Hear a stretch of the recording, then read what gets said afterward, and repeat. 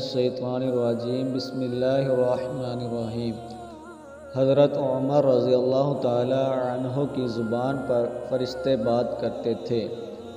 حضرت ابو سعید خدری رضی اللہ تعالی عنہ فرماتے ہیں کہ حضور صلی اللہ علیہ وآلہ وسلم نے فرمایا، جس نے عمر رضی اللہ تعالی عنہ سے بغض کیا اس نے مجھ سے بغض کیا، اور جس نے عمر رضی اللہ تعالی عنہ سے محبت کی اس نے مجھ سے محبت کی۔